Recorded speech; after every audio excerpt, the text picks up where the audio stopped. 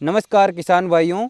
15 quintal प्रति एकड़ उत्पादन सरसों में और 42 से लेकर 44% अगर आपको ऑयल कंटेंट अगर उसको लेना है सरसों में, तो आपको ये वीडियो 5-7 मिनट की वीडियो शुरुआत से लेकर अंत तक ज़रूर देखनी है। सिर्फ इसमें काम की बात करेंगे अपन किसान भाइयों। एवरेज उत्पादन तो सभी किसान भाई लेते हैं 10 कुंटल प्रति एकड़, 12 कुंटल प्रति एकड़, लेकिन अपन अगर इस वीडियो में जो आपको बातें बताऊंगा उसका अगर आपने ध्यान रखा तो 15-16 कुंटल प्रति एकड़ आपके उत्पादन होने से कोई नहीं रोक सकता है। वीडियो की शुरुआत करने से पहले एक चीज़ मैं आपको क्लियर करना चाहता हूँ कि जैसे किसान ने बहुत अच्छे से खेत तैयार किया, बहुत अच्छी उसके अंदर बेसल डोज डाली, लेकिन जब फसल महीने भर की होने लगती है तो उनके पौधे सूखने लग जाते हैं। या तो उनके पत्तों के ऊपर आपको छेद दिखाई देंगे, या फिर पौधा आपको सुबह आप खेत में जाओगे तो धीरे धीरे पूरी लाइन जैसे ये है वो आपको मरी हुई दिखाई देगी। तो किसान भाइयों, इसका एक कारण है, एक कीट लगता है सरसों की फसल के अंदर, उसको पेटेंट बग बोलते हैं या बीटल भी बोलते हैं। ये एक ऐसा कीड़ा है जो जैसे आपकी ज़मीन के जो पौधा का जो ज़मीन से टच होने वाला पार्ट है वहाँ से वो अगर वो काट लेता है तो इसकी लार भी इतनी खतरनाक होती है कि अगर उसकी लार भी अगर पौधे के लग जाए तो भी पौधा 2-3 दिन में सूख जाता है। अन्यथा ये काट के गिरा देता है, जड़ों को काट देता है या तने को काट देता है। तो इसका अपने को नियंत्रण करना ज़रूरी है। तो पहला तरीका है 1.5% डीपी वाला जो क्लोरोपाइरीफॉस आता है उसकी अपने को मात्रा लेनी है लगभग 5 किलोग्राम।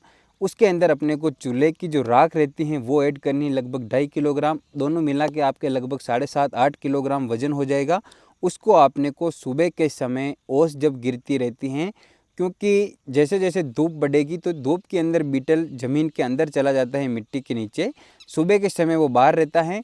तो अपने को सुबह के समय जब खेत में ओस हो उस समय अपने को ये जो मैंने मिश्रण बताए हैं इसको अपने को राख मिलाकर और ऐसे खेत में चलते हुए अपने को ब्रॉडकास्ट कर देना है। इससे क्या होगा कि वो कीड़ा खत्म हो जाए। दूसरा तरीका है मोनोक्रोटोफॉस 36% एसएल वाला जो आता है, उसकी अपने को 1 ml मात्रा 1 लीटर पानी में मिलाकर जब जितने अपने को ज़रूरत हो उस हिसाब से अपने को स्प्रे कर देना है।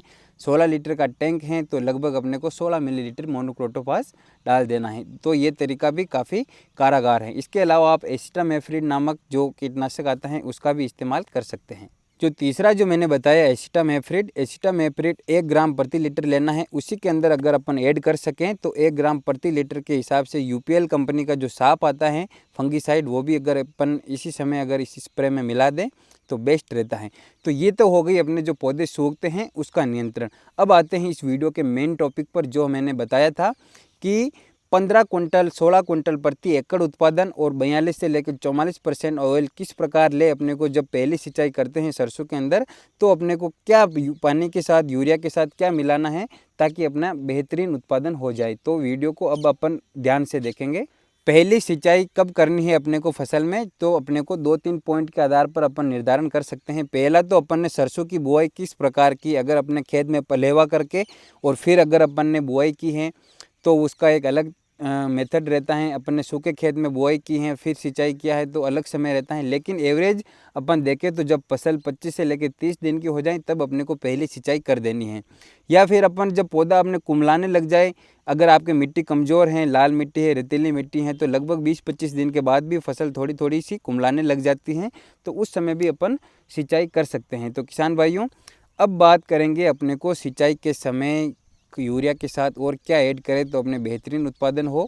तो खाद की बात करें तो अगर अपन ने फास्फोरस की पूर्ति जब अपन बेसल डोज सरसों की बुआई करते हैं उस समय अगर अपन ने नहीं की है, बहुत सारे किसान भाई उसी में डीएपी या एसएसपी डाल के वो सोविंग करते हैं, लेकिन अगर नहीं की हैं तो 20 किलोग्राम डीएपी, अगर डीएपी अवेलेबल ना हो तो ट्रिपल सुपर फास्फेट जो टीएसपी आता है 20 किलोग्राम डीएपी या टीएसपी प्रति एकड़ के हिसाब से लेना है।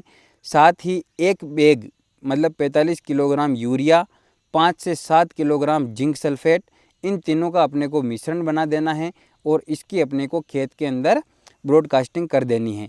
इसके अलावा किसान भाइयों मेरी बात सुनना आप, जिंक सल्फेट 5 से 7 किलोग्राम लेना है। साथ ही अपने को एक चीज़ जो सरसों के अंदर तेल की मात्रा बढ़ाने के लिए सबसे ज़्यादा निर्णायक रहती है वो है सल्फ़र। तो 90% बेंटोनाइट सल्फ़र अपने को मार्केट से लेके आनी है और लगभग 90% बेंटोनाइट सल्फ़र की मात्रा रखनी है, लगभग अपने को 5 से लेकर 6 किलोग्राम।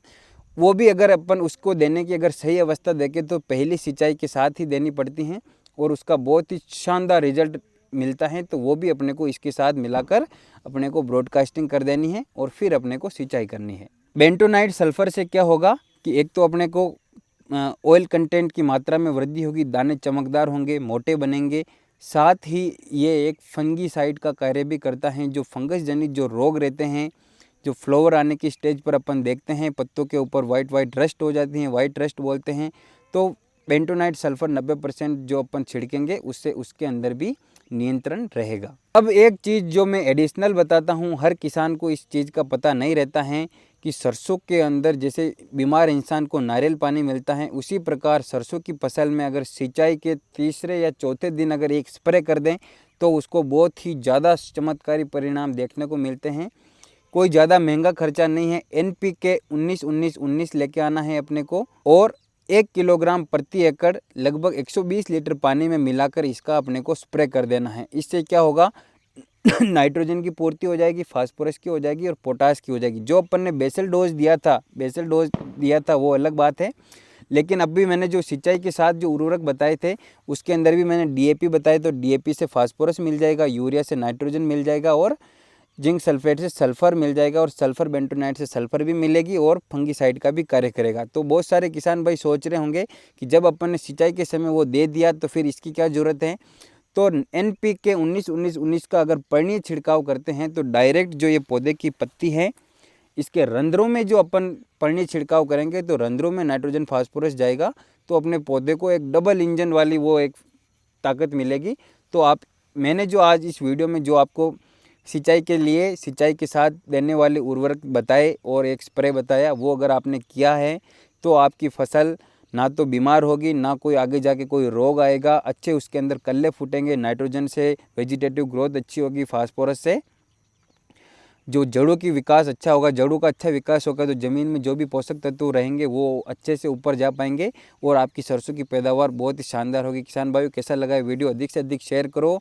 जो भी जिन किसान भाइयों ने सरसों की खेती कर रखी है उन तक इस वीडियो को ज़रूर पहुँचाएं और आप सभी का धन्यवाद।